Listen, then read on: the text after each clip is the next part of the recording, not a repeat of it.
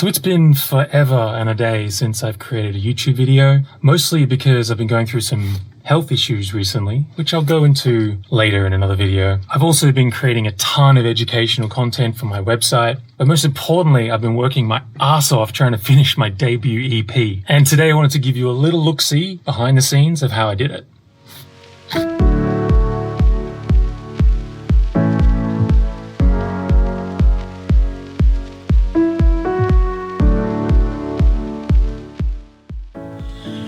Now, releasing an EP takes a lot of work, especially for someone like myself who operates independently of a record label. You know, there's the writing, the recording, the arranging, the processing, the mixing, the mastering, distribution, designing, publishing, promotion, and most of these things can be taken care of by oneself. However, for this EP, I did send it off to my good mate Hazifa Sayed from Wavescraft Mastering, who's an absolute mastering wizard. His tracks just come back and they just sound so buttery smooth. I'll put a link in the description of this video so you can go check them out. Now, without going into too much detail about why I chose to release independently as opposed to with a record label, I could have gone down that road. I did have some offers, but I decided against it purely because I just didn't see the benefit for someone at my level. You know, what's in it for me other than the fact that I get to put their record label in brackets next to my track title? You know, without having solid distribution and a plan and collaborations and opportunities from that label, I just didn't really see the point. Anyway, we'll save that debate for another day. Let's get stuck into my studio setup. So there are two signature features on the EP, and one of them is the Roland TR8 Rhythm Performer. I f***ing love this thing. I play it on every one of the tracks on the EP. I use it for all my kicks, all the little toms, and all the hi-hats, plus some of the effects as well. I picked this guy up secondhand from another producer here in Asia. His name's Devla. I think he's living in Bali at the moment. Anyway, I picked this guy up from him nice and cheap, and it is just amazing. And over here we have my Mother 32, which kind of dominates the EP. The little plucky arps and everything that this guy produces. It was expensive. Moogs are always quite expensive. Handmade in the USA. It's one of the best purchases, if not the best purchase I have ever made. A few other toys here. I've got the Minilog XD and the Slim Fatty, neither of which feature on the EP. I bought these post-EP, kind of a little pat on the old back for finally finishing the release. Cannot wait to put them in one of my next tracks though.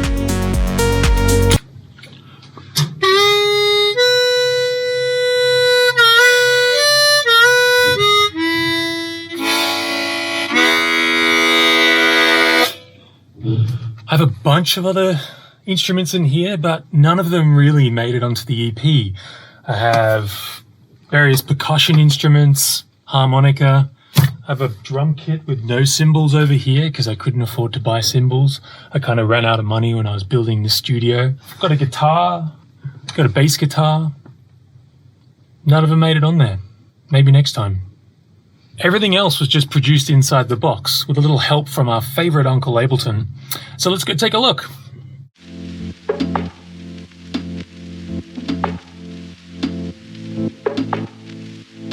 So this track I was going to walk you through is called In My Mind. It's the first track off the EP. When I wrote this, I was not in the best state. I was actually kind of down, kind of depressed, I guess, with the state of the world at the moment. Also, where I live in Hong Kong, we've been going through some troubles here also, and times have been pretty tough. I guess I was stuck in my mind quite a bit over this period. So it was a really good way to actually just funnel what I was feeling into a track or into a tune. And it came out on the other side with something I'm really, really happy with and really proud of. At the time, I was listening to a lot of music by this producer called Select. He's a YouTuber, Instagrammer out of France, and he's got the most beautiful progressions in his music. The more I was listening to his music, the more I was realizing that this guy doesn't really follow scales. It's like he takes all the fundamentals of music theory and just throws them out the window. Yeah, as an educator, this is something that I've drilled into my students for years, is like, first you learn the scales, and you learn how to make chords, then you know how to make chord progressions within that scale. It was a really good opportunity for me to break out of my own kind of head and explore something that was challenging for me and really kind of got my creative juices going. And I guess that became kind of the inspiration for the whole EP, where I kind of forgot about scales and all the kind of theory and just kind of went with what I thought would sound good, or almost kind of purposely trying to go against the norm. In tracks like Circles, which is the second track on the EP, and Appraisal, these tracks only use major chords and nothing else. And they don't really sit within a scale. At least I don't think they do, with my limited musical theory background. But the whole idea here was that I was experimenting with just using major chords and how powerful that can sound. And I think if you listen to them, the progressions, they kind of sound kind of happy but kind of dark at the same time. They're just using major chords, and it kind of like there's something a little bit wrong about it, but like so right at the same time. If that makes any sense? Shit, I don't know what I'm saying. Anyway, I think you get my point. You just kind of see this theme going through the EP of kind of ignoring your traditional music theory. So let's take a little look under the hood of In My Mind, and I'll show you what's going on in this track. So we'll start at the top here. I'll just take you through these tracks one by one. I've got this TR8 record. So this is the TR8 drum machine that's been bounced down to audio. Let's just play a little bit of this, shall we?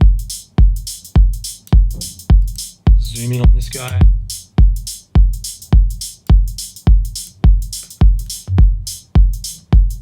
Nice, like, heavy swing going on there. The swing amount that I have here is like right up to like 50% on the most intense swing that the MPC 16 Swing 75 is like the most swung one you can get.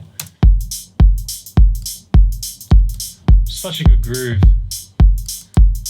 Not much processing going on here. Got a saturator, a little bit of compression, a little bit of EQ, just taking out some of this woodiness stuff that sits here in this mid-range. I think it opens up a little bit more towards the end. A little bit of open hats in there. Now, something cool that I did here was actually layer the hi-hats with an actual 808 kit from live also. So this is just to, I think, add just a little bit more width and dimension to these. So I really just copied the same pattern.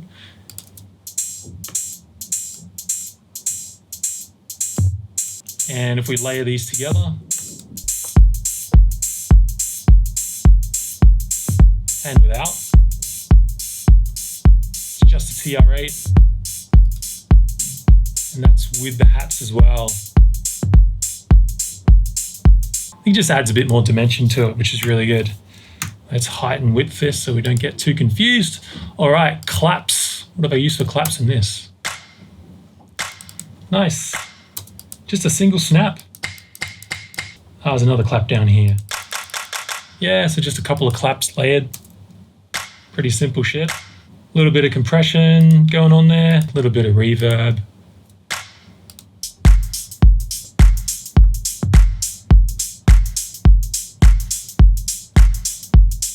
All right, fair bit of percussion. I put a group within a group within a group we've got going on here. So fantastic feature from Live 10. Oh my God. All right, percussion number 1. Now this is just from like some sort of a house loop or whatever, and I've just got a bit of volume automation going on here. You know, without that, it sounds like this. Which does sound cool, but I don't really like to use full loops. I just like to take out little bits and pieces and throw them in my tunes. Let's see this next one. Yeah, I think I filtered this right down. Nope, did I? Yeah, I filtered this right down, so you get that more kind of like subtle like rocks clacking against each other. Yeah, this was just too harsh. So filtering that down, and again, just singling out some notes here. Then we have Percussion 3. Again, I think I just used a little tail end of this percussive loop. All this silence was just at the end here. Ooh, so all the percussion together.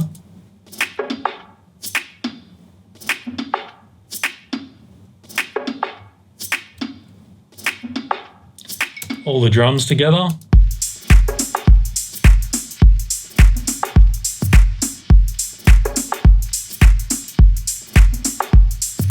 Really groovy. And I've also got some noise in here, just like some tape reel effect. Probably sidechained. Yep. Got this Slink Auto sidechain. If you guys haven't checked out Slink, fucking go and check him out. He's amazing. I bought these little tools that he makes. So he's got a little instrument, audio effect, and whatever rack available on his website. It's like $10 and it's highly worth it. It's like a sub bass in there. There's like these super powerful, like super saw chords.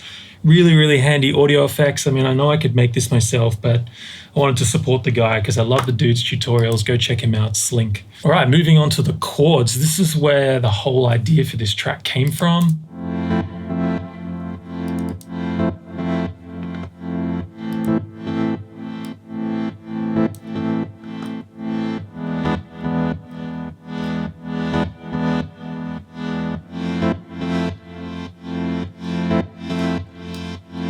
Just a super, super simple sound within Wavetable and just a little bit of LFO modulation going on here.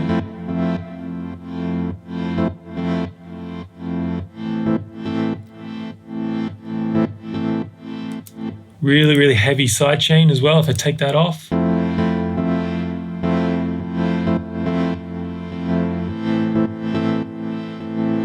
that's how you get that really nice pulsating effect.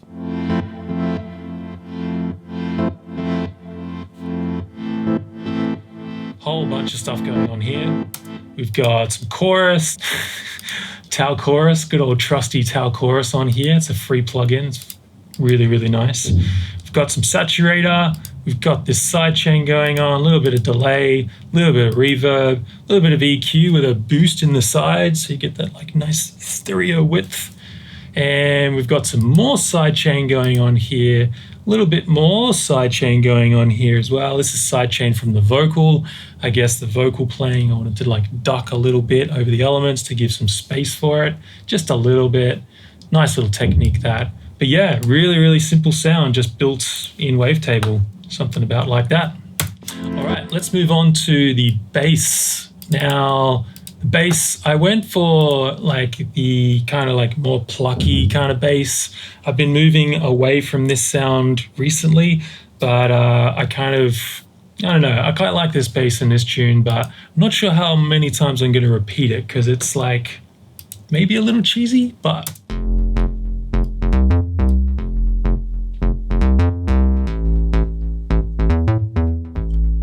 using the Mini V3 fantastic. This model's the Moog Model D synth, and I don't explore this synth as much as I really should. I really just use it for a couple of sounds, mainly my bass sounds, this little bass patch, which is fantastic, but I just do a little bit of tweaking on it, mainly the filter envelope on this guy, just bringing that right down to really, really tighten up that sound. A little bit of compression on here, a little bit of EQ, not much going on, just rolling off the low end there and cutting a bit more from the side frequencies too. We've got some delay just in the high ends as well. That little pitter patter for the top end of the delay. And then we've definitely got some sidechain going on here. I prefer to use this kickstart for my sidechain. I love this plugin, it's fantastic. I should also point out that on the bass, I've got this nice little filter envelope going on here as well.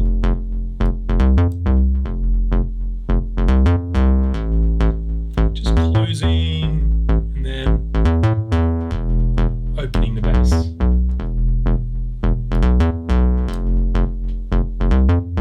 Just to give it a nice bit of movement, bit of variation. Let's solo the drums and the bass.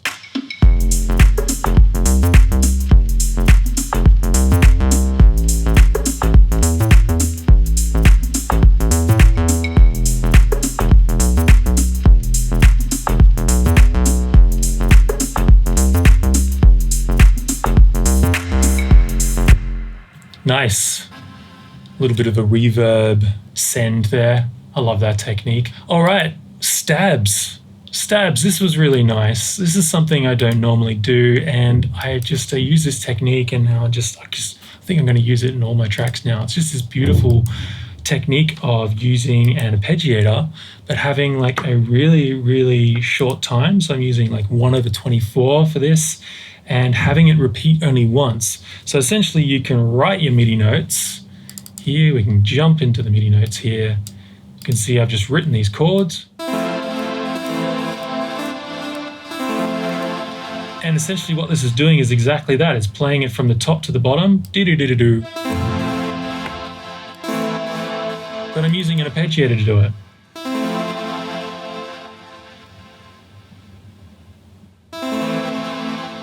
If I was to create a longer rate for the arpeggiator,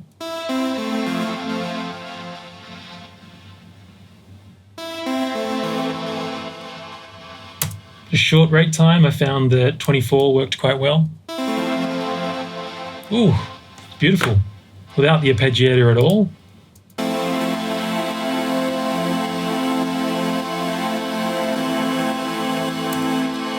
No, nowhere near as cool. What have we got now? Drums, chords, bass, and stabs.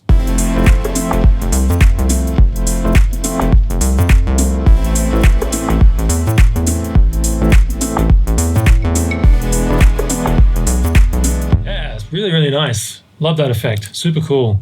All right, moving on down, we've got vocals. This was taken from an a cappella. I won't say which one. In my mind, in my mind. So that's the main line. Let's drag this back, see if anyone recognizes it. The memories are all in my mind. Yeah, I won't disclose where that comes from, but you might be able to pick it. Single MIDI note here, triggering the sample, which is sitting within a simpler device. Got a little bit of compression going on here. A lot of EQ going on in this. Wow, I was really, really trying to change up this sound as much as I could. I think it filters into the song, into the track too. So I've got a bit of filter automation going on here. Tons of stuff, all the fun stuff. And what have we got here? Fab Filter. Ooh, just a little bit of Fab Filter Pro R. Really nice reverb on there. In my mind. Probably could have just used the stock Ableton reverb, to be honest. Moving on down, we've got some effects here. We'll come back to the effects because I really want you to hear the Moog. This is the Moog, sorry, I'm not saying that right. This is the original pattern for the Moog that I wrote out and then sent that MIDI out of my sound card to the Moog and then bounced the audio back in to record it. Really, really low latency, which is nice when you do this using a MIDI cable as opposed to like sending it via USB, which you can't even do with this synth, so I don't even know why I said that. For instance, the TR8 has USB MIDI as well as a 5-pin MIDI. Do not use the USB for MIDI because it's way too laggy. Use the 5-pin MIDI cable. That's what it's there for. So the Moog, let's have a listen to that.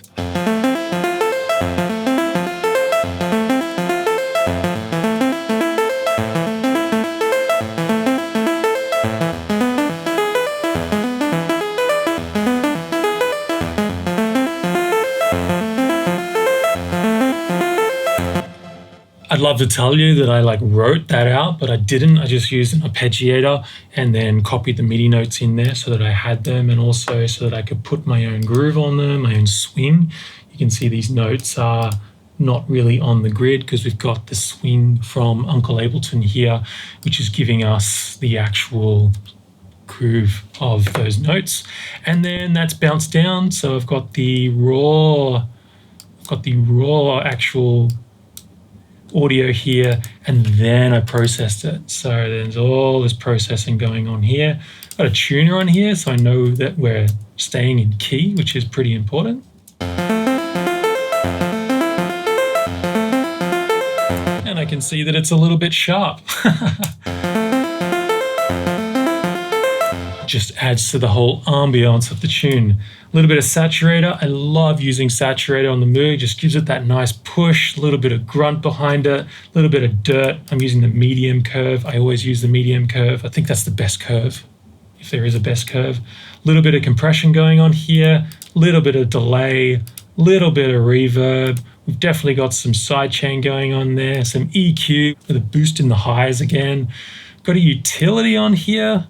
I'm not sure why that utility's there. Actually, I think I was doing some tests, making sure that it still sounded good in mono, which was really important. I didn't make it like super wide and then realize that it's gonna sound shit on mono speakers or in a mono system, especially if this gets played out at, say, at a bar or a club or something. It's really important to make sure that you don't go too wide, because then when it plays on mono, it's gonna sound like shit.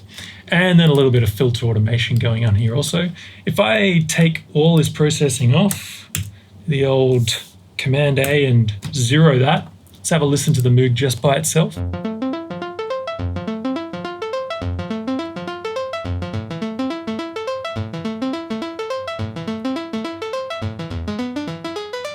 little bit of white noise in there as well.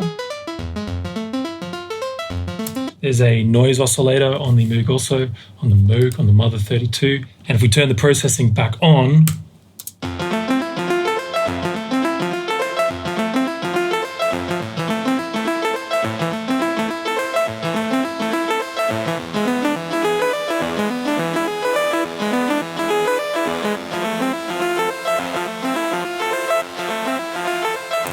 ooh, so sweet. So that's all recorded here live, just tweaking the filter over here, just kind of going through the tune and feeling it out as you go. Best way to do it. Really helps you commit to it as well. So once it's recorded, it's recorded. There's not much I can do with it. I can chop it up and process it and stuff, but all those little minute changes that I made, recorded. I love it. All right, the final instrument that I made here is just this little sonar blippy sound, just using operator. Really, really simple sound.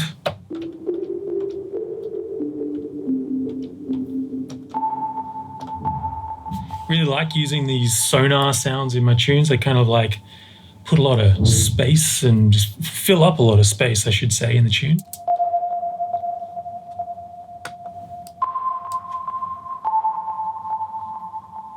Pretty basic stuff. It adds a really, really nice dimension. We've got these like really harsh saw waves going on there, and then we've got this really nice pure sound from that like simple sine wave. A little bit of delay, a little bit of reverb, a little bit of EQ. Then finally we just have some effects. So I've got some cymatic samples in here. What's going on here? We've got a riser. This riser is pretty important.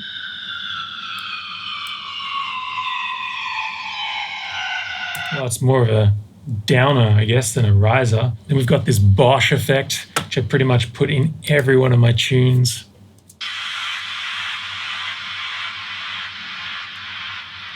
I love that sound so much. It's just like, and there you have it. That's everything that's going on here. Got a couple of sweeps in here, got a bunch of automation. I didn't really feel like it needed anything more. I did get a lot of feedback on this track. I sent it to some mates, I sent it to a bunch of producers, I sent it to a bunch of people who would give me really, really honest feedback. And everyone's like, dude, track's great, get it out there, get it out into the world.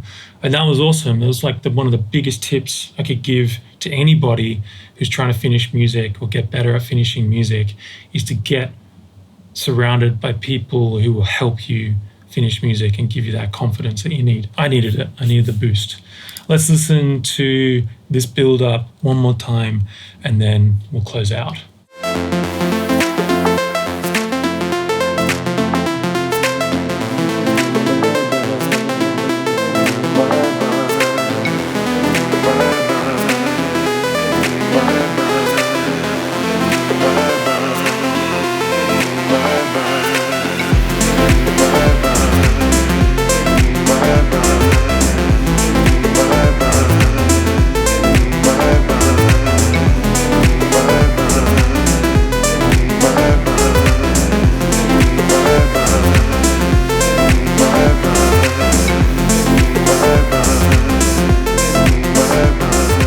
suppose I should also mention that I did mix this tune myself, so basically just went through the track and EQ'd every single track that I had in here.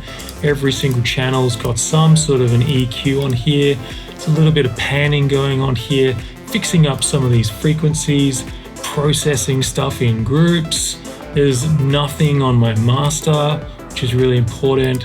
I've also got this master effects chain up here as well, where I've got some little like filter effects going on here, which is really nice. Kind of gives it that live performance feel, which is where this tune originated from. It originated from a live jam that I did, and you can go find that video on my channel. But yeah, that's basically it. Then I sent it off to get mastered from Wavescraft's Mastering. Those guys are amazing, highly recommended. And you got yourself a tune.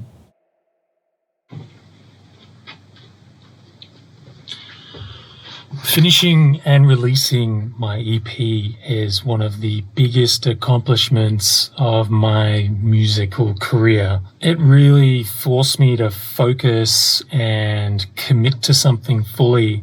And now I have this thing that I can share with the world. You know, as a musician for 20 years and a producer for the last 10 years, it's a really deflating feeling to not have a body of work that you can share with other people. When people kind of ask you what you do and you tell them what you do and then you've got nothing to show for it, it's a horrible feeling. I can only speak from my own experience with this. I'm sure it's very different for other people. If you are thinking about going down this road and releasing something like a body of work, like an EP or an album, I highly recommend it. And at the same time, don't rush into it. You know, take your time, refine your skills, get better at what you do, hone your style, like focusing in on a style rather than having like this multi-genre kind of body of work where you're kind of a little bit confused about what your identity is, because your audience will be confused with that also. You'll know when it's the right time though, because the frustration will set in and you'll start to get like itchy feet about not having something out there. That's the time to go and do it. So I hope you like this video, guys. I'm going to be making a lot more content like this on this channel. So if you did like what you saw, hit that subscribe button. It really does help. And be sure to give it a thumbs up also. Thanks for watching. Keep creating. Bye for now.